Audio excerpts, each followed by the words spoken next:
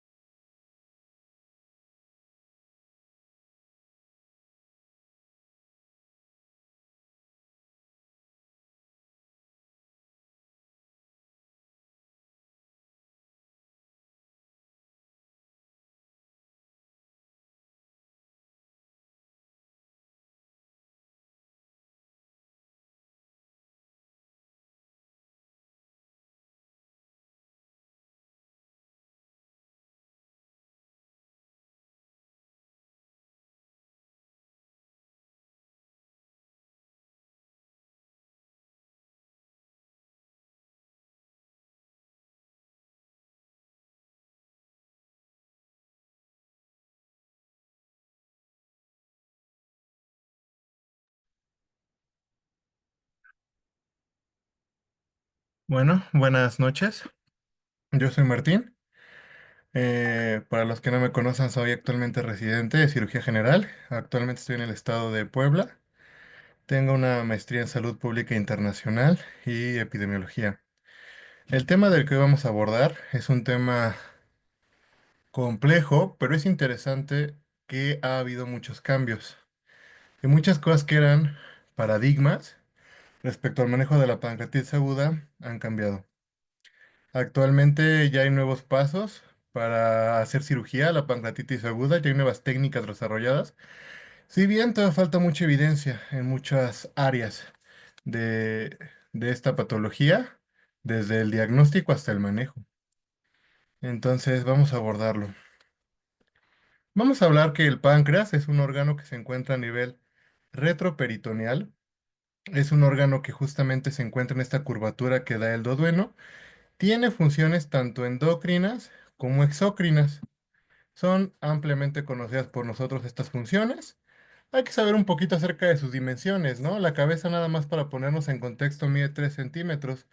Muchas veces eh, un tumor de páncreas no es tan identificable por las alteraciones radiológicas que hace, sobre todo en estadios iniciales.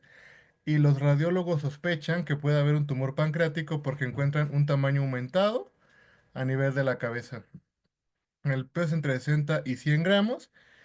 Y puede tener diversas variaciones, ¿vale? O sea, la anatomía que vemos en la escuela no es la anatomía de todos los páncreas y estas variaciones pueden asociarse con ciertas patologías. No sé si alguna vez habrán oído hablar del páncreas divisum. El páncreas divisum es una patología bien interesante en la cual usualmente en el páncreas el conducto pancreático principal eh, desemboca al duodeno a través de dos estructuras, una estructura principal y una estructura secundaria, que es el llamado conducto de Santorini. Es decir, hay una carúncula mayor y una carúncula menor. En el páncreas divisum, por cuestiones embriológicas, el conducto mayor, en lugar de desembocar en la carúncula mayor, desemboca en la carúncula menor. Y hay un conducto aberrante que desemboca en la carúncula mayor. Como esta carúncula menor tiene más fuerza y deja pasar menos la bilis y menos el contenido pancreático, esto se asocia a éstasis del contenido pancreático y a reflujo del contenido biliar, lo cual predispone a pancreatitis. Entonces, la pancreatitis no solo se genera por el alcohol o por la bilis, como hemos visto, hay pacientes que por cuestiones genéticas, como el tener un páncreas divisum, pueden generar pancreatitis. Aquí se puede ver muy claro en el esquema de abajo cuál es la anatomía que tienen los páncreas divisum. El principal desemboca en lo que debería desembocar el conducto de Santorini y el conducto de Santorini desemboca en la carúncula mayor. Hay un reflujo de bilis, este espacio de poca presión y además aquí, al haber mayor presión y al no poder desembocar adecuadamente el líquido pancreático, hace éstasis y por lo tanto predispone a pancreatitis. Ese es el concepto que quería desarrollar en esta diapositiva, saber que alteraciones anatómicas del páncreas pueden desarrollar pancreatitis. No sé cuántos de ustedes habrán oído hablar de un conducto pancreático meandroso. Esto significa que el conducto pancreático hace como pliegues, se hace tortuoso a nivel de la cabeza.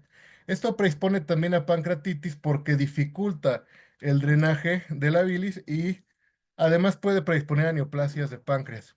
La ansa pancreática es un conducto aberrante que se presenta entre, el, entre la carúncula mayor y la menor. Obviamente, esas alteraciones y turbulentas y también dificulta la salida de líquido pancreático y líquido biliar, por lo cual puede también predisponer a que se haga pancreatitis. Todas estas alteraciones anatómicas pueden tener tratamiento. El tratamiento es endoscópico y consiste en hacer una esfinterotomía, es decir, aumentar la apertura de las carúnculas para permitir un mejor drenaje del páncreas, ¿vale? Por eso es importante conocerlas y saber a dónde las vamos a referir.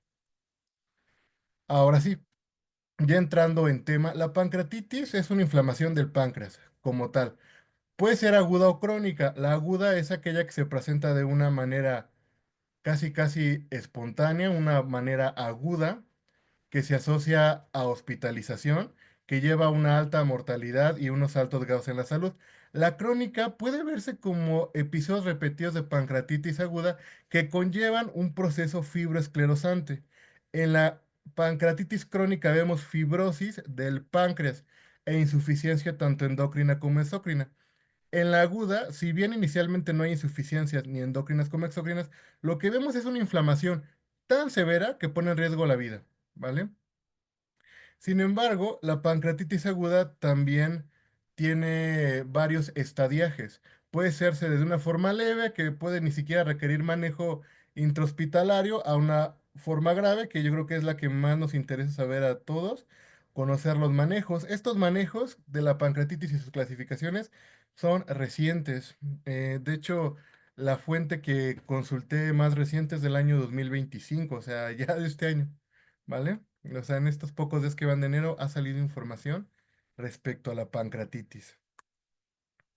La etiología, la principal son los cálculos biliares. ¿Y cómo es que los cálculos biliares generan pancreatitis?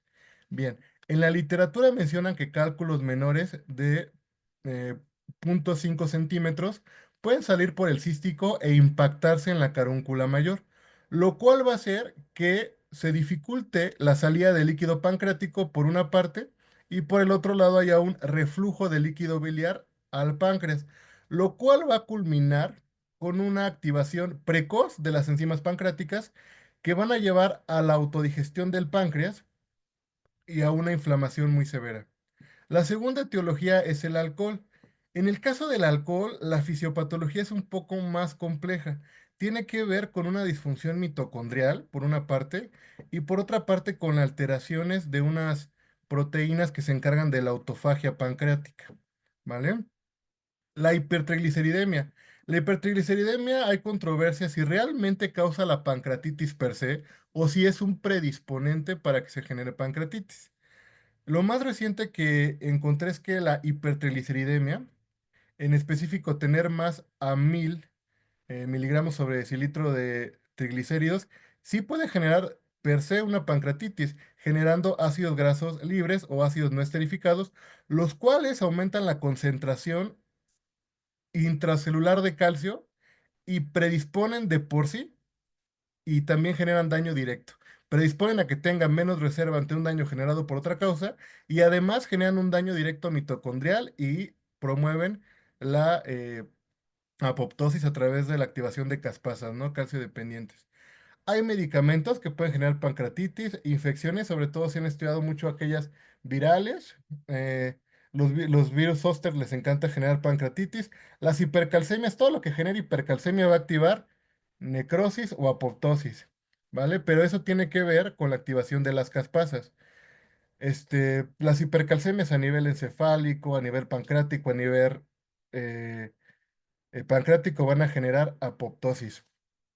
Y posepre. Hay procedimientos endoscópicos que tienen como finalidad aliviar o retirar la presencia de cálculos a nivel de la vía biliar o la pancreática, pero la propia manipulación pueden promover la activación de enzimas pancreáticas y hacer que el páncreas se digiera. Entonces, de estas en la que nos vamos a enfocar, que es la más frecuente, son los cálculos biliares. Los cálculos biliares generan la gran mayoría de pancreatitis. Y aquí la pregunta sería, en urgencias, ¿a quién le toca manejar la pancreatitis? ¿Al urgenciólogo o perdón, al cirujano o al internista? Las pancreatitis que son causadas por cálculos biliares le tocan por definición ser manejadas al cirujano. Todas las demás las tiene que manejar el internista.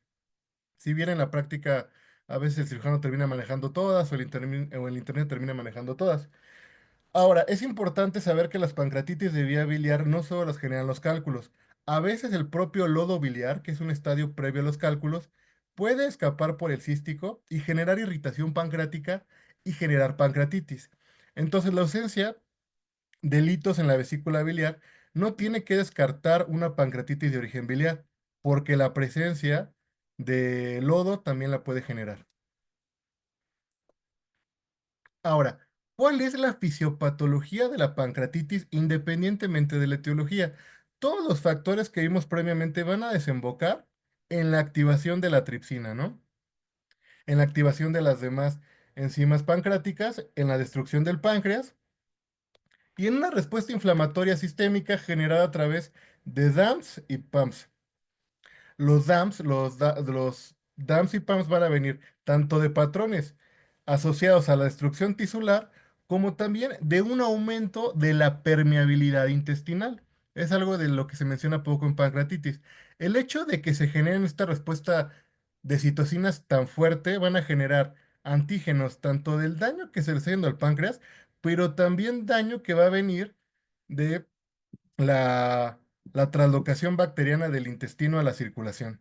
Y esto va a desembocar en un síndrome de respuesta inflamatoria sistémica y en una falla orgánica múltiple si se perpetúa el proceso. Uno de los datos pivotes en la pancreatitis es un aumento de la permeabilidad a nivel de la microcirculación pancreática, lo cual llega a ser tan grande que termina por secuestrar líquidos en una gran medida. Por tanto, uno de los datos que más se reconoce en la pancreatitis es el secuestro de líquidos al tercer espacio y por lo tanto la pérdida de un volumen intravascular efectivo, lo cual hace que haya hipoperfusión generalizada y también hipoperfusión al páncreas, lo cual perpetúa más la inflamación.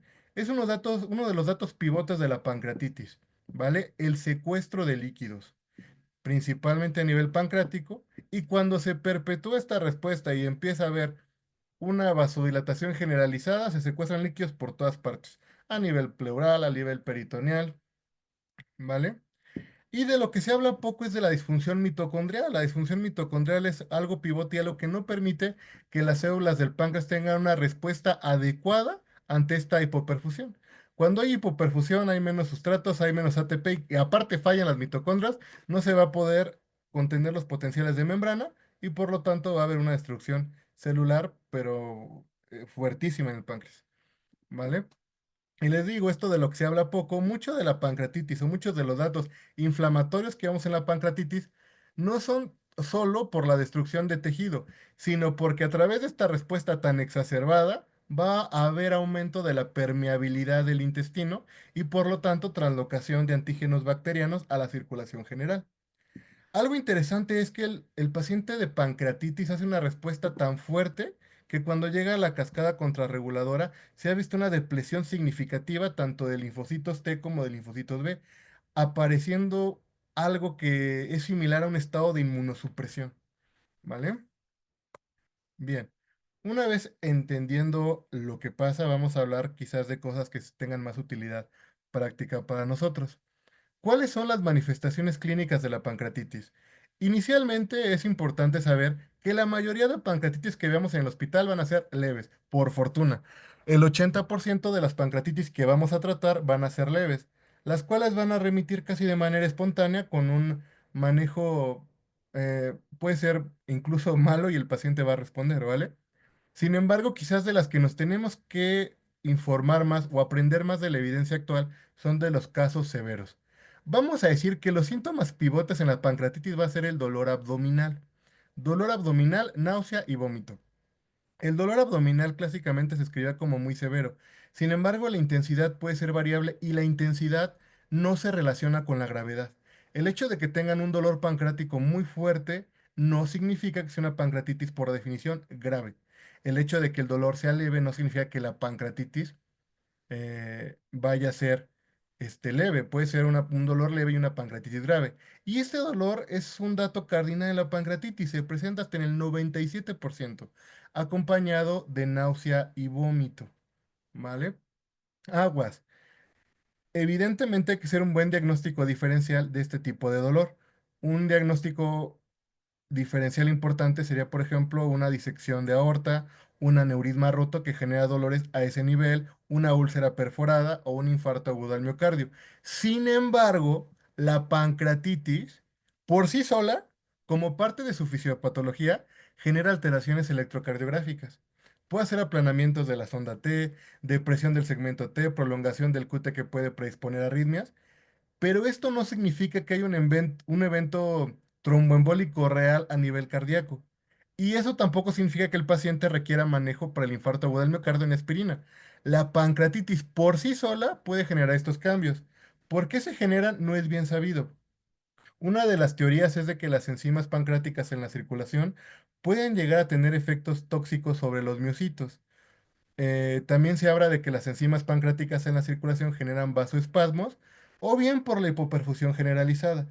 Es importante sí consultar quizás con el internista o bien con un cardiólogo, pero tengan en cuenta que la pancreatitis por sí sola puede generar alteraciones electrocardiográficas que pueden simular un infarto agudo al miocardio. Sí, de hecho pasa muy a menudo. En mi sede también hemos mandado a varios pacientes con pancreatitis aguda a hemodinamia, ¿no? Y resulta el hemodinamista que no tenía nada, que ni siquiera vasospasmo tenía ya en ese momento.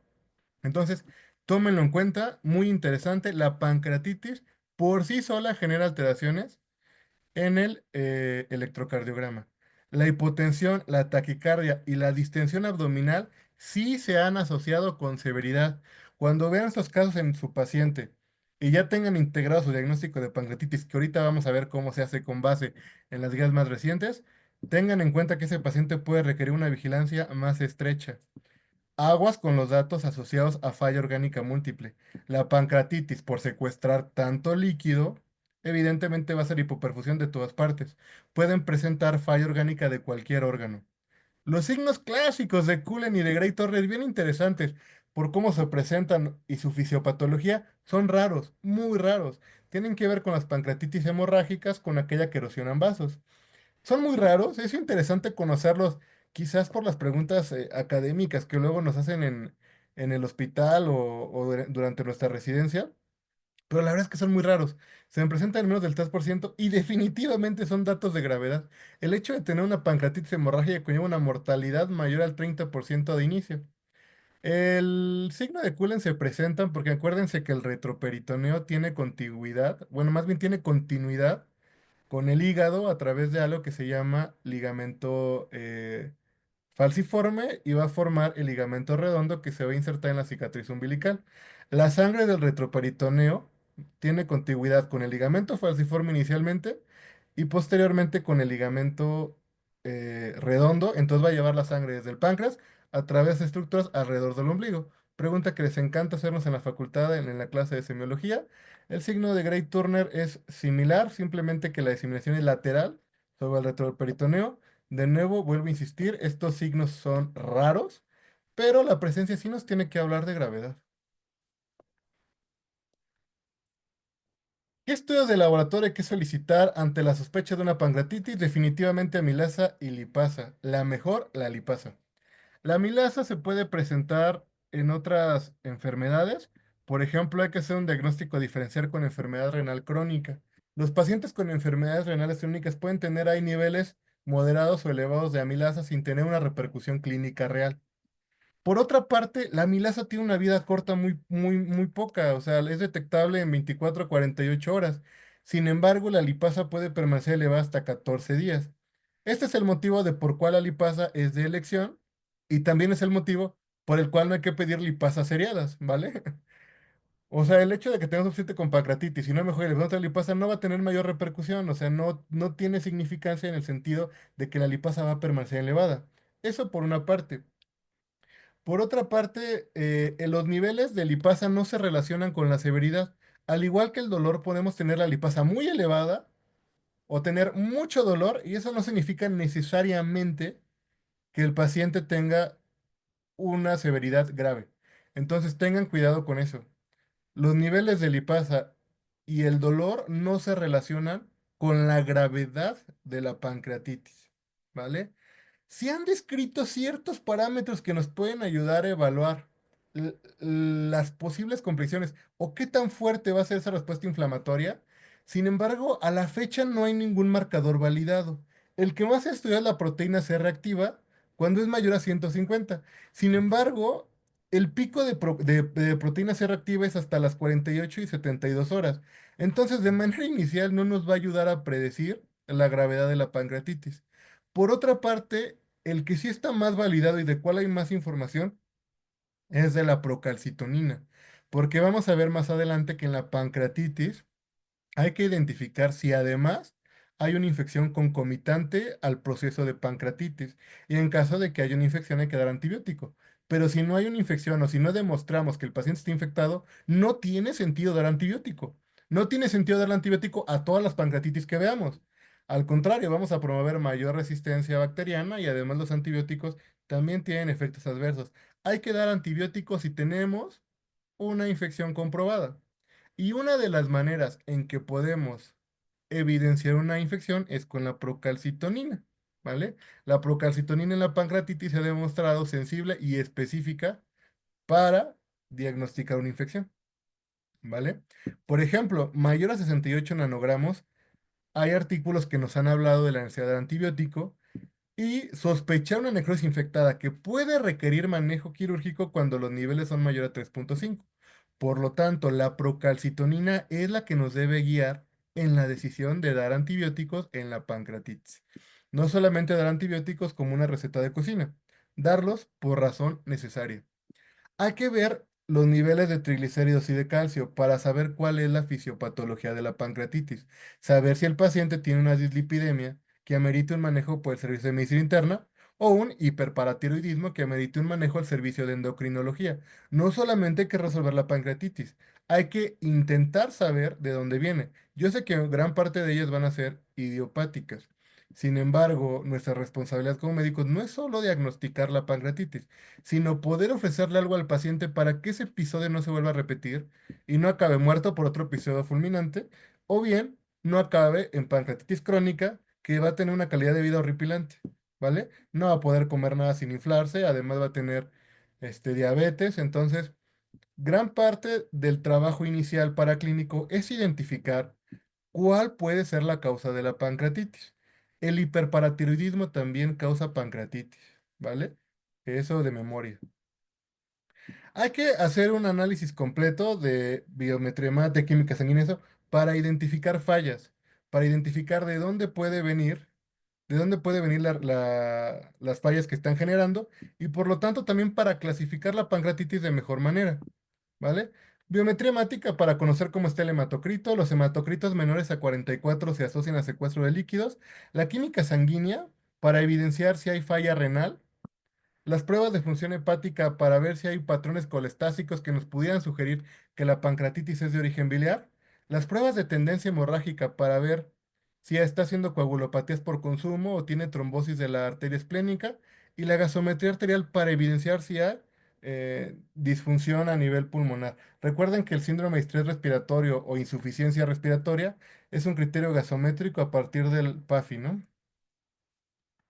Ahora, no se recomienda una tomografía de inicio a menos de que no hayamos hecho una correcta exploración física, a menos de que no tengamos un diagnóstico de presunción.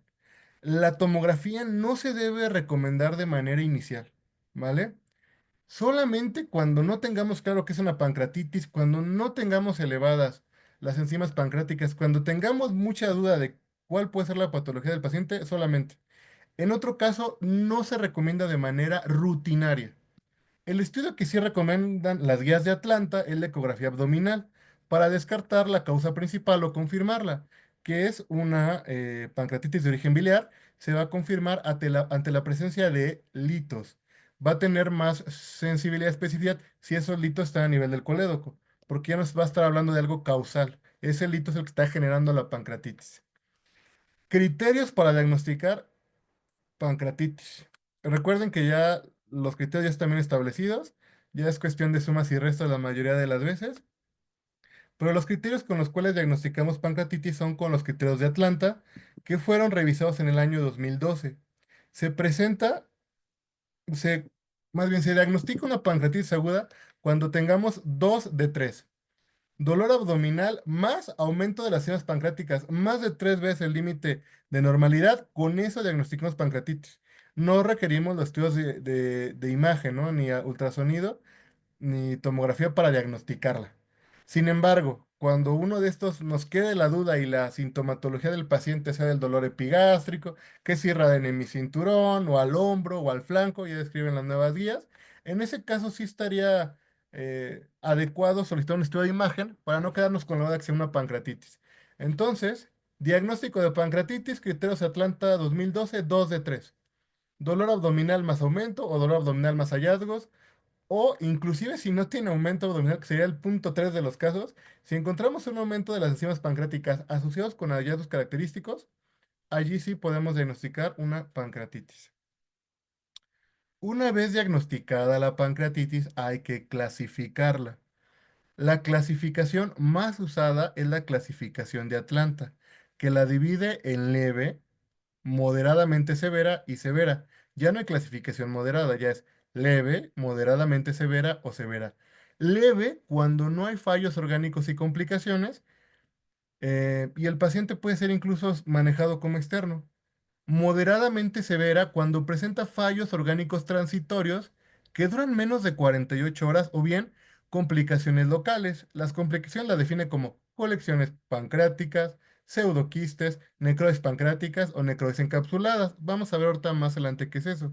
O bien la exacerbación de complicaciones, complicaciones de diabetes, complicaciones de hipertensión.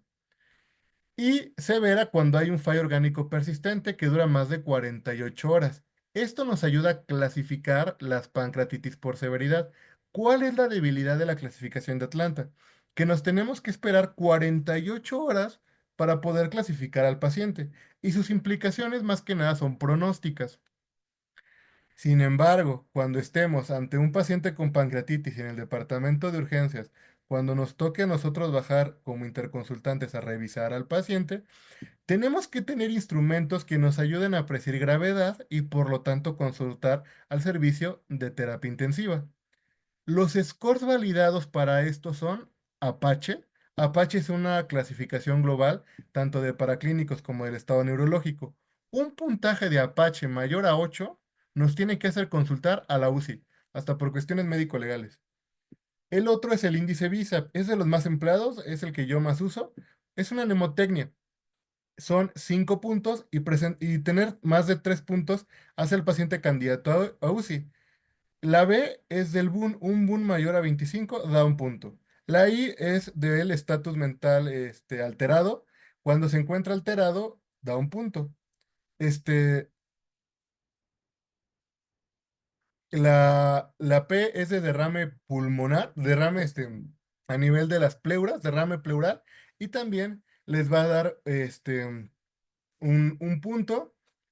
Y mayor a 3 puntos nos va a predecir la necesidad de terapia intensiva. Cuando tengan mayor a 3 puntos hay que interconsultar a terapia intensiva. En el caso del instrumento PAS es una ecuación. Nos pide colocar varios ítems, entre los cuales se incluye el fallo orgánico, el síndrome de respuesta inflamatoria sistémica, el SIRS, la necesidad de opiáceos, que es el único que lo incluye, por cierto. Entonces, es importante conocer estos índices porque estos índices son los que nos van a predecir como tal la necesidad de interconsultar a UCI. La S es de síndrome de respuesta inflamatoria sistémica, juntando los tres ítems. Y la A es de edad, una edad mayor a 60 años, también nos da un punto. El tratamiento. Ahora sí vamos a ver lo más reciente de lo más reciente en manejo de pancreatitis. Saber que no hay ningún fármaco que interfiera en la historia natural de la pancreatitis, modulando la cascada de citocinas inicial. Se han hecho muchos trials, se han hecho muchas cosas, sin embargo, a la fecha no hay un fármaco que haya demostrado disminuir la mortalidad, justamente interfiriendo sobre la patogenia de la pancreatitis. No hay, no existe, ¿vale? El manejo que seguimos dando a la fecha sigue siendo de soporte, manejo de dolor, monitorizar al paciente, reanimación hídrica y si tiene algún fallo corregirlo. Pero a la fecha no hay un tratamiento que todavía module esta cascada tan fuerte que se presenta al inicio. Muy parecido a otras enfermedades como la obesidad, como la diabetes o la hipertensión, todavía no hay fármacos que modulen esa respuesta inflamatoria. Ojo, yo sé que hay ahorita una gran emoción por lo que se ha encontrado en los fármacos probióticos, lo que pueden hacer, lo que no pueden hacer, sus efectos antiinflamatorios. Sin embargo, están prohibidos en la pancreatitis. Los probióticos aumentan demasiado la mortalidad en pancreatitis. Todavía no sabe bien la causa de eso. Aparentemente, el cuerpo está tan descontrolado que los ve como antígenos y promueve la respuesta inflamatoria. En esa tablita que les puse al lado es la tablita original del artículo, en el cual se puede ver que los pacientes con pancreatitis de cualquier grado de severidad, obviamente adecuadamente distribuidos entre los grupos, se les dan probióticos y a los otros se les da placebo. Podemos ver que el grupo de probióticos va subiendo mucho esta tabla. Esta tabla sube cuando parte de la población muere. Entonces pueden ver que el grupo de probióticos tiene una mayor mortalidad respecto a no dar probióticos. Por lo tanto, en la pancreatitis los probióticos aumentan demasiado la mortalidad. Y eso es estadísticamente significativo. Por lo tal, hay que abstenernos de dar probióticos en las pancreatitis agudas. Los antibióticos, no han mejorado la mortalidad, no han mejorado las complicaciones, no han mejorado el índice de infección pancreática. Los antibióticos se reservan cuando tengamos un foco de infección comprobado, ¿vale? No se dan antibióticos de manera empírica en las pancreatitis. Al día de hoy, 21 de enero de 2025, no se tienen que dar antibióticos de manera profiláctica. No es buena idea porque también recordemos la parte de las resistencias bacterianas. Ha habido estudios que tratan de proponer a los omega 3, a los ácidos grasos de cadena corta, al antagonizar a los ácidos grasos libres, e incluso con moduladores del TNF-alfa.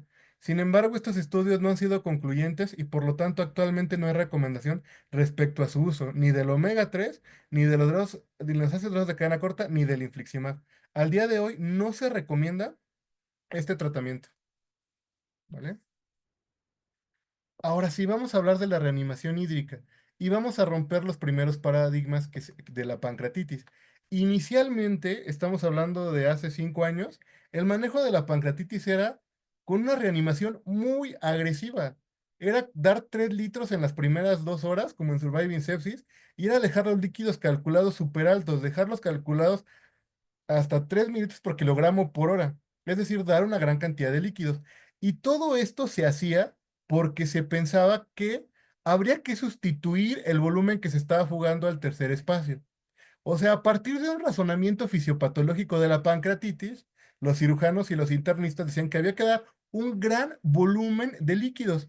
Sin embargo, la evidencia ha demostrado que esto no es la mejor idea y que si bien sea el líquido que se fuga al tercer espacio, el hecho de dar todavía más líquido va a hacer que siga fugando al tercer espacio y va a generar complicaciones cardíacas. Sobrecarga cardíaca va a perpetuar el edema y va a terminar en mayor mortalidad. Por lo tanto, las políticas de dar volúmenes muy altos de líquido ya desaparecieron en la pancreatitis. Ya no se debe de manejar así, ¿vale? Entonces, sí se tiene que dar una fluidoterapia, pero esa tiene que estar basada en metas. No dar una fluidoterapia de gran volumen de manera inicial, como hace un par de años. Hay muchas controversias. O sea, actualmente en muchos hospitales de México, hasta en hospitales grandes, siguen dando grandes volúmenes en la pancreatitis. Le pueden meter 5 litros en un día, como decían las antiguas guías. Sin embargo, esto era mucho porque se basaba el tratamiento en el arte. Actualmente ya tenemos estudios aleatorizados y con el mejor nivel de evidencia para no hacerlo esto. Les empiezo a dar los nombres de los estudios que van a mencionar como referencia cuando les toque hacerlos a ustedes. El estudio Waterfall hizo una comparativa entre dar una resucitación agresiva respecto a dar una resucitación basada en metas y calculando las soluciones como se calcularían en cualquier otro padecimiento, sustituyendo el requerimiento basal de líquido del paciente. Únicamente en el grupo de Waterfall que respondió de mejor manera, lo que sí se recomendó al dar una terapia restrictiva es dar un bolo inicial para corregir la hipovolemia inicial, pero no dar bolos a diestra y siniestra como antes se recomendaba. Entonces, ¿cuál es la respuesta cuando nos preguntan cómo debemos manejar los líquidos en una pancreatitis?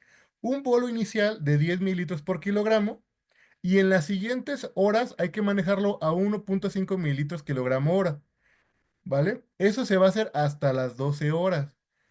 Posterior a las 12 horas vamos a reevaluar cuántos líquidos requiere el paciente con base en metas. ¿Cuáles son las metas? Una frecuencia cardíaca menor a 120, un índice urinario mayor a 0,5. Si tienen ultrasonido, hay que checar el pulmón, hay que ver si tiene líneas B para ver si no hay que bajar los líquidos, si no estamos pasándonos un poquito. Podemos valorar la pulsatilidad de la vena cava o la pulsatilidad de la yugular como índices de perfusión. Entonces, en la pancreatitis ya no es una receta de cocina. En las primeras 12 horas hay que manejarlo como nos dice Waterfall, dar un bolo inicial de 10 minutos por kilogramo, 700 en un varón que pesa 70 kilos, y luego continuar 1.5, que más o menos van a ser como 100 para cada hora. Y después revalorar con base en metas. No dejar esa solución toda la estancia hospitalaria del paciente, porque lo vamos a sobrecargar y nos va a hacer alteraciones que no queremos, como la falla cardíaca que se presenta en la hospitalización. Hay muchos pacientes que caen en falla cardíaca durante su hospitalización, muchos, que empiezan con disnea, que empiezan con diaforesis, infarto, decimos todos. Y muchas veces es porque nos estamos pasando de líquidos. Y cuando les tomamos un ProBNP, vemos que ya hicimos una insuficiencia cardíaca aguda, justamente por estarnos excediendo en los líquidos. Actualmente ya el manejo de la pancreatitis respecto a fluidoterapia no es pegando al paciente a la llave del agua. Hay que hacerlo como dice Waterfall, que es el estudio aleatorizado de alta evidencia, que es un bolo inicial a 10, continuar a 1.5 por hora y reevaluar a las 12 horas con base en metas. Actualmente, cuando les digan cómo manejar fluidoterapia es con base en metas en casi cualquier patología. ¿Vale? Eso de las fórmulas de Holiday Segar o de las guías NICE, afortunadamente ya quedó en el pasado. Bien, de preferencia no usar salina. No usar salina para nada, ¿vale? A menos de que tengamos un desequilibrio de hiponatremia, podemos volver a usar salina. Pero realmente no es buena idea usar solución salina, siempre lo he dicho. O sea, el hecho de que el hospital tenga pocos recursos no es justificación para usar solución salina. La solución salina tiene un pH más ácido, va a ser una acidosis por expansión. Primero. Segundo, genera altos niveles de cloro, lo cual va a ser una vasoconstricción a nivel de la arteria renal, lo cual puede ser una insuficiencia arterial prerrenal. ¿Vale? Por otra parte, el cloro actúa en el intercambiador en el riñón y va a intercambiarse a nivel distal por iones hidrogeniones, lo cual va a fomentar mayor acidosis.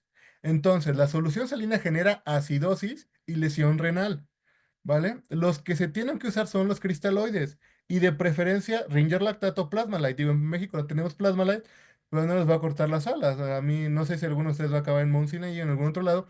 Tienen que saber que los cristaloides de elección son Ringer lactato y Plasmalite, tanto por el pH, que es más similar al plasma, como por el contenido del cloro. Los coloides no tienen ningún lugar aquí, a pesar de que mucha gente le tira maravillas a la albúmina o al dar productos de calidad como el plasma o a manejar ¿cómo se llama el almidón? Los coloides no tienen ningún papel aquí, no funcionan. Inclusive algunos coloides como la albúmina que mucha gente los glorifica, actúan, acuérdense, alteran la cascada de la coagulación y en ciertos casos de pancreatitis puede fomentar mayor sangrado. Cuidado con los coloides. Tienen, yo siempre he dicho, los coloides tienen indicaciones muy precisas. No hay que darlos pensando solo en la fisiopatología, porque vamos a dañarnos al paciente de lo que lo vamos a ayudar. El manejo nutricional. Vamos a romper otro mito de la pancreatitis. El paciente no se tiene que quedar en ayuno, ¿vale? El paciente tiene que iniciar su dieta dentro de las primeras 72 horas. Em, si lo tolera, tenemos que darle dieta. La única excepción a la regla sería que el paciente no tolere definitivamente para nada la dieta, ¿vale? Pero de manera inicial tiene que dar la dieta. ¿Por qué?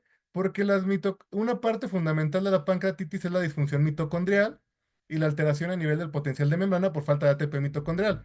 Si quitamos ese aporte nutricional al paciente, va a perpetuar mayor daño nutricional. Por otra parte, y sin tener realmente no tenemos conocimiento de por qué pase, el dar alimentos por vía integral de manera temprana disminuye el dolor. Disminuye el dolor y se asocia con menor estancia hospitalaria. ¿Por qué? No lo sabemos todavía, pero actualmente no está indicado en casos de pacientes con pancreatitis leves y moderadamente severas dejarlos en ayuno por todo el tiempo. Hay que iniciar dieta líquida a la brevedad y dar dieta blanda. El razonamiento fisiopatológico de antes se creía es que dando la dieta había mayor activación de enzimas pancreáticas y por lo tanto íbamos a perpetuar el daño. Sin embargo, a la luz de los conocimientos, a la luz de estudios de medicina en humanos y en animales, hemos visto que esto no ocurre, al contrario, disminuye la inflamación. Acuérdense que, como decía este astrofísico Feynman, la teoría, por más hermosa que sea, solo es válida si se acompaña de evidencia real, ¿vale? Por más que el pensamiento fisiopatológico sea hermoso de que es que si damos comida se van a activar las enzimas, hay que dejar al paciente en ayuno. Esto no pasa así. De hecho, pasa lo contrario. el dar comida al paciente le ayuda, lo mejora, se mejora antes el paciente. Tanto así que hay que valorar si incluso no puede tolerar la dieta por vía enteral a las 72 horas, colocar una sonda nasogástrica o nasoyeyunal para darle dieta por ahí. Solo cuando no tolera ya definitivamente estas vías, que es rarísimo, es cuando tiene que manejar la vía parenteral. Cuidado con la vía parenteral. La vía parenteral sí promueve la formación de pancreatitis, sí promueve la activación de enzimas, sí genera colestasis y genera hígado graso. Entonces, la vía parenteral, que antes dábamos de manera estándar en las pancreatitis, no es tampoco lo más adecuado. El manejo del dolor no es dar opioides a diestra y siniestra, ¿no? No es darme peridina y no es dar morfina como antes decían las guías. El manejo de dolor se tiene que dar de manera escalonada y con base en los esquemas de la OMS. No hay que zumbarle el fentanilo ni namiperidina de inicio. Eso ya quedó en el pasado, eso era hace 15 años. Hay que darle paracetamol, valorar dar AINES con base en cómo esté la función renal e inclusive, artículos del año pasado han demostrado que los COX-2 han sido muy útiles en manejar el dolor en casos de pancreatitis severa, ¿vale? Entonces, si es con solo COX-2 se previene, ¿para qué estar dando opioides? ¿Para qué estar volviendo al paciente adicto, no? Entonces, romper dos paradigmas aquí. La nutrición enteral no está contraindicada en el paciente con pancreatitis. Y dos, no le tenemos que zumbar de inicio opioides al paciente con pancreatitis. Si el dolor no es tolerable con base a los escalones de la OMS, tampoco tiene nada de malo dar opioides. Tampoco es que se va a contraer tanto la papila que no va a permitir que haya un drenado o que vaya a perpetuar la pancreatitis. Tampoco eso es cierto.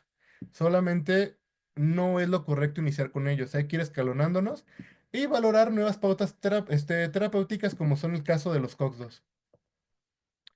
La antibioticoterapia. Hay estudios de farmacoeconomía en Estados Unidos que han visto que el 82% de los pacientes con pancreatitis reciben antibióticos sin tener una indicación clara, o sea, sin tener una evidencia de infección. El hecho de que el paciente tenga SIRS no necesariamente significa que el paciente esté infectado. Es decir, estamos dando un fármaco sin realmente el paciente ameritarlo. Bien, entonces, antes de iniciar antibiótico pensando en infección pancreática, hay que valorar si hay infección de otras partes. No está peleado que el paciente tenga una IBU o tenga una neumonía a la vez que tiene su pancreatitis. Sin embargo, esto no es lo más frecuente. Por otra parte, las necrosis se infectan a partir de las 2 semanas. Es muy raro que una necrosis infecte dentro de las primeras 2 semanas. Por lo tanto, aunque el paciente tenga SIRS en la primera semana, tampoco es lo más conveniente zumbar el antibiótico de inicio. Ahora sí. La evidencia, ese es un estudio aleatorizado, sugiere que la mejor forma de no darle antibiótico a todos los pacientes y aún así tener buenos desenlaces clínicos es a partir de la procalcitonina. Shiriwaderma, no sé cómo se pronuncia su nombre, propone que el nivel de corte sea de 1 nanogramo. Pacientes con procalcitonina mayores a 1 nanogramo, allí sí sugiere dar antibiótico y la procalcitonina no se afecta tanto por la respuesta de la pancreatitis, se afecta más por la infección. Algo interesante que encontraron estos autores, ¿vale? Entonces, aguas al dar antibiótico, no darlo de manera general. No hay consenso entre en qué antibiótico es mejor, no existe. O sea, ni siquiera las pautas de tratamiento aún hoy día, al día de hoy no existen, no hay un estudio autorizado ni un nivel amplio de evidencia que nos diga cuál es el mejor antibiótico y cuánto hay que darlo. Hay patologías de esta misma zona que ya tienen un antibiótico establecido, por ejemplo, la colangitis, se ha encontrado que no hay mejor antibiótico que piperacilina tazobactam. Pero en el caso de una infección pancreática, todavía dudamos de cuál puede ser el mejor antibiótico, todavía no sabemos las pautas, ni la posología, ni el tiempo, ¿no? Suponemos que tiene que cubrir gram positivos, gram negativos y anaerobios, ¿vale? Ahora sí, ¿cuáles son las complicaciones locales de la pancreatitis? Eh, Aquí hay que dividir las complicaciones que se presentan antes de 4 semanas y después de 4 semanas. Antes de 4 semanas se pueden presentar dos. Puede ser que solo quede fluido alrededor del páncreas, peripancreático, o puede ser que haya una parte del páncreas que se necrose. Esto antes de las 2 semanas se van a conocer como colecciones de líquidos peripancreáticos o colecciones necróticas agudas, ¿vale? Pasando estas 4 semanas, la una y la otra se van a encapsular, se van a hacer fibrosis alrededor de ellas, y en el caso de las colecciones de fluidos peripancreáticos se va a formar el famoso pseudoquiste. Y en el caso de las complicaciones necróticas agudas se va a formar la famosa necrosis encapsulada. Ninguna de estas de inicio requiere manejo ni quirúrgico ni endoscópico, ¿vale? Solamente van a requerir manejo quirúrgico cuando se infectan y no responden a tratamiento. O bien cuando son muy sintomáticas e interfieren con la calidad de vida del paciente. Y eso haciendo al paciente consciente de que se puede infectar y generar un riesgo mayor. De nuevo, ninguna de estas requiere manejo quirúrgico de inicio, ninguna. El manejo quirúrgico se ofrece cuando se infectan o bien cuando son sintomáticas y no responden al manejo. Aquí pueden ver un pseudoquiste. Se llama pseudoquiste porque no está epitelizada la pared interna. Es una cápsula fibrosa alrededor de una colección. Se forma después de las 4 semanas. Pregunta que les encanta hacernos en el hospital. ¿A partir de cuánto tiempo se forma un pseudoquiste? ¿A partir de cuánto tiempo se forma una necrosis encapsulada? Atlanta, de manera tomográfica, debido a las pancreatitis también, en intersticiales y en necróticas. Las intersticiales son las que forman colecciones peripancreáticas y se nota un patrón inflamatorio a nivel pancreático, edematoso. Y las necróticas es cuando hay una destrucción. Dice que las que son severas son las necróticas. Saber que ninguna de inicio requiere manejo quirúrgico. Ahora bien, ¿cuáles son las intervenciones quirúrgicas y los criterios que pudieran requerir cada una de las situaciones que hemos estado viendo? La pancreatitis biliar, en la cual a la vez hay una colangitis integrada por criterios Tokio, amerita una CEPRE de urgencias. Es el único criterio para una CEPRE temprana o CEPRE de urgencias. Pregunta del examen de cirugía. Una pregunta que les fascina sea a los endoscopistas cuando vamos a presentar una CEPRE. ¿Por qué me pides tu CEPRE de urgencias? Si en la pancreatitis no requiere de inicio una CEPRE. ¿Cuál es el motivo por el cual la quieres de urgencias? Ah, doctor, es que por criterios Tokio también me integra el cuadro de una colangitis. Entonces tengo pancreatitis, tengo colangitis a la vez. Entonces, esa es una indicación de una CEPRE de urgencias. Ah, ok, ahí sí se las van a realizar. O bien, cuando identificamos una causa de pancreatitis de origen biliar evidenciada por estudios de imagen o por criterios de la ASGE del 2019 que nos diga que hay una coledocolitiasis, cuando evidenciamos que aquí hay una piedra, aquí en esto hay una piedra, va a CEPRE. ¿Y qué es la CEPRE? ¿En qué consiste la CEPRE? La CEPRE consiste en un instrumento de endoscopía que tiene un puerto lateral y una cámara lateral. Y consiste en canular la carúncula mayor, canular el conducto pancreático o la vía biliar y deshacer el hito, sacar el hito por ahí, ¿vale? Hay procedimientos de CEPRE avanzada, que es la colangioscopia digital, que ya está por láser. Es algo bien interesante y bien bonito, pero en eso cuesta la CEPRE y solo se justifica en pancreatitis ante una coledocolitiasis o bien de urgencia ante un cuadro de colangitis. En el cuadro de coledocolitiasis se puede hacer, o sea, puede esperar los 72 horas, pero de urgencia solamente cuando integra colangitis también. ¿Vale? Pregunta que les va a salvar de muchas trabas cuando vayan a presentar una CEPRE con el endoscopista. Bien, las colecciones no suelen requerir tratamiento quirúrgico, pero si siguen doliendo, al igual que las necrosis, si el paciente refiere incomodidad, se puede plantear la posibilidad de drenarlas por vía endoscópica, nunca por vía abierta. Ya la vía abierta está descontinuada. O bien hasta por vía laparoscópica, con sus reservas y con la posibilidad de que se infecten sea un problema mayor. Sin embargo, no se hace de urgencias, hay que esperar hasta las 3 semanas, hasta las 6 semanas. Entonces me han llegado a interconsultar para drenar unas colecciones por vía laparoscópica y para hacer cambio de servicio a la vez. Sin embargo, eso no está justificado.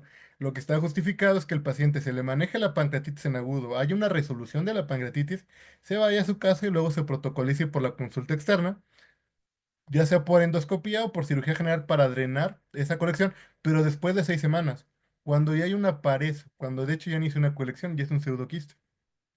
Porque si no, no vamos a poder drenar nada y hay mucho riesgo de que podemos dañar otra estructura. Ya cuando está bien delimitada y encapsulada, ahora sí ya se puede drenar, ¿vale? No se justifica actualmente el drenaje endoscópico temprano ni laparoscópico independientemente de la gravedad del paciente, ¿vale? Independientemente de que el paciente esté grave o no grave, cuando solamente se localiza una colección pancreática o bien una necrosis, no está justificado el manejo en endoscópico de urgencias. No se justifica, la mortalidad es muy alta y abierta mucho menos. El manejo de una necrosis infectada, de una colección infectada, es siempre con antibiótico y manejo médico. Solamente si no responde este manejo, podemos valorar hacerlo por vía endoscópica o quirúrgica, es decir, la paroscopía. Abierto, nada ya. Necrosectomías abiertas ya quedaron en el pasado. Mortalidad 50%, no le podemos ofrecer nada al paciente, no, no va a mejorar de esa manera. Entonces, importante, la cirugía temprana en el caso de colecciones pancreáticas, pseudoquistes, necrosis encapsuladas, infectadas o no infectadas, no está justificada. ¿Vale? En el caso de estas colecciones, cuando no están infectadas, sí se pueden drenar siempre y cuando el paciente esté sintomático. Cuando ya están infectadas, el manejo siempre tiene que ser inicialmente antibiótico y medidas de soporte. Y solamente cuando no responden, se puede valorar el tratamiento quirúrgico. ¿Vale? Bien. Siempre, siempre hay que optar por tratamiento endoscópico. Y hay estudios también que comparan la laparoscopía versus la endoscopía versus el manejo abierto. Y lo que han demostrado es que el manejo abierto no tiene ninguna utilidad, ya no tiene ningún uso, se va a morir el paciente. El manejo laparoscópico todavía puede tener cierta utilidad, a continuación les voy a decir cuándo, pero el manejo que se tiene que realizar es endoscópico, a través de un endoscopio con un puerto lateral y con ultrasonido, se tiene que buscar la colección a través del ultrasonido endoscópico. Y a través de este puerto lateral se tiene que puncionar, y aquí hay de dos, que solamente se drene a través de una punción, o bien que se introduzca una pinza endoscópica para hacer necrosectomía, es decir, quitar todo el tejido muerto, ¿vale? De inicio siempre se prefiere solo puncionar antes de hacer la necrosectomía, ¿vale? Colocar un catéter llamado pigtail, que tiene dos colitas, una de cada lado, y que va a drenar hacia el duodeno, ¿vale? Por ahí va a salir la colección o la necrosis. La otra forma de hacerlo es a través de un catéter más bien es un stent autoexpandible de acero que se coloca aquí y permite el drenado, ¿vale? En el 90% de los casos, con eso es suficiente para aliviar la infección o los síntomas. En caso de eso, de que no funcione la punción inicial, ahora sí se puede valorar hacer otra endoscopía y volver a hacer, ahora sí hacer necrosectomía. Con una pinza endoscópica, agarrar a mordidas el tejido pancreático y sacarlo. ¿Vale? Y si eso no funciona, se puede volver a hacer otra y se puede volver a hacer otra. O sea, realmente las intervenciones endoscópicas que el paciente necesita tienen poca morbilidad y poca mortalidad. O bien, también se puede valorar hacerlo por laparoscopía, sabiendo que por laparoscopía va a involucrar mayor mortalidad, mayor morbilidad, mayor estancia hospitalaria y mayor riesgo de complicaciones y de formación de fístulas, sobre todo cuando estas colecciones contactan con el conducto pancreático principal, ¿vale? La metodología es esta, se busca la colección, se abre por vía endoscópica, se introduce un catéter y se drena a partir de forceps, ¿vale? Los drenajes percutáneos tampoco ya es lo más recomendado, hacen resultados subóptimos y pueden generar mayor complicación de fístulas. Entonces, los tratamientos de elección son endoscópicos, a través de la punción y que solito drene o a través de la necrosectomía. La cirugía abierta, ven que no la menciono aquí, no tiene ninguna utilidad. Igual los criterios de Ransom, tampoco los pongo aquí porque no tienen ninguna utilidad, no están validados, se hicieron más que nada por estos temas de falacia de autoridad del doctor, pero realmente estos Ransom no tienen ninguna autoridad, ni calcularlos al inicio ni a las 48 horas, no predicen nada. ¿Vale? Los criterios de Baltázar los podemos utilizar a las 72 horas. La tomografía se hace a las 72 horas y eso asumiendo que el paciente no mejore. Y más que los criterios de Baltasar, lo que nos importa con la tomografía a las 72 horas es saber si el paciente no mejora porque hay una necrosis infectada que pudiera meditar antibiótico, no cirugía, antibiótico. ¿Vale? Esa es la utilidad de la tomografía y es hasta las 72 horas. Y más que ayudarnos a clasificar por Baltasar, lo que nos ayuda es saber las complicaciones locales que están presentes y qué se le puede ofrecer al paciente, ¿vale? Entonces, como ven, en esta presentación no estoy mencionando Ransom, no estoy mencionando necrosectomía abierta y no estoy mencionando Baltasar. No tienen utilidad o la utilidad que antes pensábamos que pueden tener. El seguimiento. Los pacientes van a presentar tanto insuficiencias endocrinas como exócrinas y una gran cantidad de ellos, ¿vale? Endocrinas el 39%, la mayoría de los pacientes van a terminar con diabetes y van a terminar sin poder digerir la comida. Recuerden que para caracterizar esto no es nada más por la sintomatología del paciente. Tenemos que hacer un adecuado abordaje y ya hay pruebas específicas para diagnosticar la diabetes, ya las conocen, también establecidas en los Standards of Care de la ADA. Pero también la insuficiencia exócrina ya está bien establecida cómo diagnosticarlo. O sea, no solamente es porque el paciente me dijo que tiene esteatorrea. El test para diagnosticar una insuficiencia exócrina es con el test de secretina pancreatosima, que justamente cuantifica posterior a una estimulación cuál es la calidad del líquido pancreático. De esa manera sabemos objetivamente que el paciente tiene una insuficiencia exócrina y podemos mandarlo al especialista. No solo mandarlo de con yo pienso que tiene tal cosa, velo, ¿no? No, hay que abordar bien a los pacientes, hay que protocolizarlos y mandarlos completo. Tal vez quede fuera de nuestro campo de acción independientemente de la especialidad a la que nos vamos a dedicar, pero siempre hay que mandar un paciente bien protocolizado. Ahora, otro mito que vamos a romper. Siempre que recibe una pancreatitis de origen biliar, quieren que se opere inmediatamente o inmediatamente resolviendo el cuadro de pancreatitis. No. Si bien, sí se ha visto que en las pancreatitis de origen biliar hay que operar la colecistectomía, ya no es como hace 5 años de que había que operar a todos en la misma hospitalización. El tiempo de cuándo operar a un paciente va a depender del estado general del paciente y sobre todo de la severidad de su pancreatitis. Si la pancreatitis fue leve, lo podemos operar inmediatamente resolviendo la pancreatitis y de manera preferente dentro de las 2 primeras semanas. Sin embargo, si la pancreatitis fue moderada y severa, no vale la pena operarlo inmediatamente. Hay que pedir valoración tanto por medicina interna como por angiología, ver cuáles son las fallas que el paciente tuvo, presentó o persiste y optimizar su manejo quirúrgico. Es lo que ha funcionado mejor. Por lo tanto, se tiene que operar dentro de las primeras 8 semanas, previa valoración por medicina interna y previa valoración por anestesiología. Ya no es todo se opera a los cirujanos de una vez, no.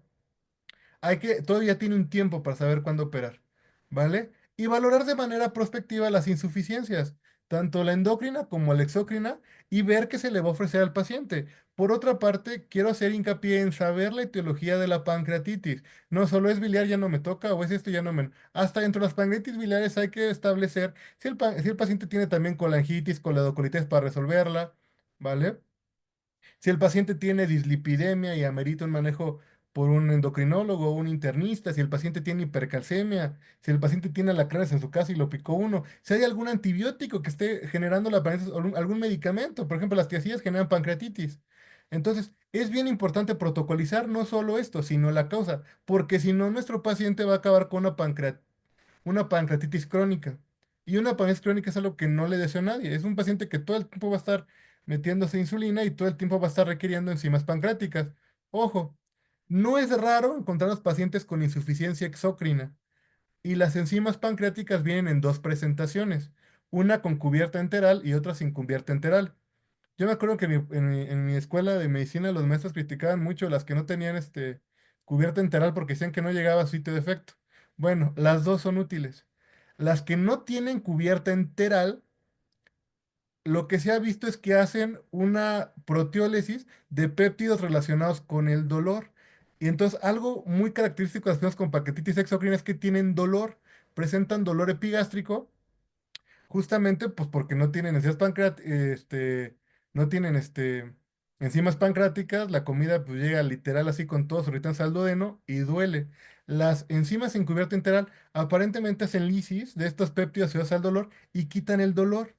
Y las enzimas con cubierta entérica sustituyen la función de las enzimas pancreáticas que el paciente no tiene porque ya no tiene las células que las forman, los acinos, ¿no? Entonces, ambas tienen utilidad en la insuficiencia pancreática exócrina, ambas.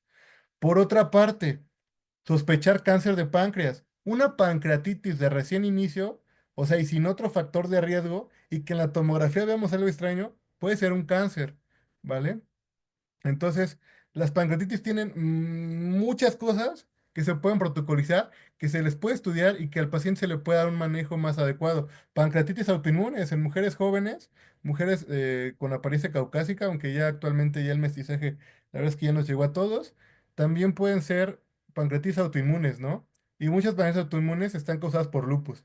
Entonces, hay que hacer un protocolo completo de una pancreatitis, ¿vale?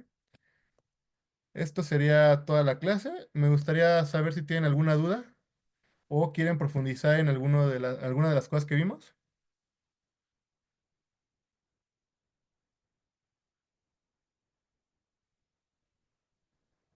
¿Dudas? ¿Preguntas? Muchas gracias, Leonor.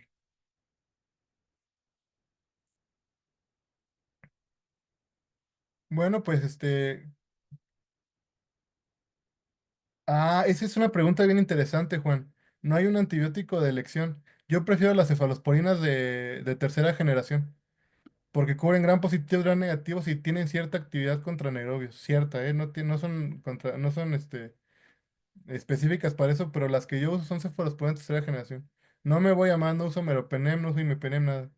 La pregunta aquí es que cuál puedo usar, pues el que quieras, porque realmente con que cubras eso los puedo usar. No hay un estándar, ¿no? Ahora, hay estudios que están siendo prospectivos que posiblemente nos den una respuesta a eso próximamente. Se supone que en el año 2026 ese estudio que les mencioné, va a sacar sus resultados respecto a ese estudio que está haciendo Ciro Valera, va a sacar sus resultados respecto a una antibiótico-terapia empírica. Pero actualmente no hay un standard of care para el manejo de una infección pancreática. El que yo uso es una cefalosporina de tercera generación, nada más. No le agrego metronidazol, no agrego una cefalosporina de tercera generación y ya. ¿Vale? Completo los esquemas siempre. Si voy a dar data al paciente, lo tengo 2 o 3 días con una ceftriaxona y lo mando a casa ya sea con ceftibuteno o con cefixima. Importante, no reducir los esquemas, ¿no? Es muy frecuente que en cirugía lo tengamos con ceftriaxona 3 días y lo mandemos con cefasolina o cefalexina, ¿no?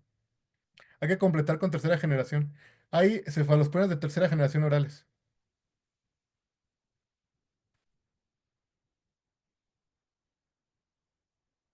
Sí, sí, pero aquí estamos hablando de choque séptico. O sea, en el choque séptico sí está bien usar este eh, sí está bien usar carbapenémicos. La cuestión es que acá el choque no se está presentando como sepsis. O sea, acá el choque que se va a presentar en la pancreatitis no es un choque séptico, ¿vale? O sea, el choque aquí va a ser distributivo. En el caso de la sepsis, por ejemplo, en el choque séptico, que ya tenemos un diagnóstico de choque séptico porque ya tenemos criterios de sepsis por sepsis 3. El paciente tiene hipoperfusión a pesar de medidas de reanimación. Yo no me esperaría la proca, ¿eh? Si ya tengo choque séptico, yo de una vez le zumbaba algún antibiótico, porque acuérdense que Survive Sepsis sí establece que el antibiótico empírico se tiene que iniciar en la primera hora. Tenemos que iniciar con antibióticos fuertes, ¿vale? Las tiacidas. A las tiacidas les encanta causar pancreatitis. A la furosemida también. Tiacidas, furosemida le encanta causar pancreatitis también. Son de los principales. Rarísimo, ¿eh? Rarísimo. Yo en toda mi experiencia como actor, que no es mucha, he visto un paciente que se ha comprobado que la parálisis le hizo por tiacidas. No le encontrado nada más que las tiacidas y ante otra exposición de tiacidas hizo pancreatitis de otra vez. ¿Vale? Entonces, quién sabe realmente cuál será en la población general, pero las tiacidas y los diuréticos de asa generan pancreatitis. Ahora, no es como tal un fármaco, pero la nutrición parenteral también genera pancreatitis. Entonces tampoco es bueno dar nutrición parenteral y siniestra porque es de pancreatitis, pero fuertísimo. ¿Vale? La picadura de alacrán genera pancreatitis también. ¿Vale? Pues bueno, quedo al pendiente de ustedes. Si tienen alguna duda o quieren la presentación, se las puedo mandar sin ningún problema. Ahí nada más que me avise Alberto y le paso la presentación ya para que se las pase a ustedes, ¿vale? Y muchas gracias por haberse conectado. Cuídense.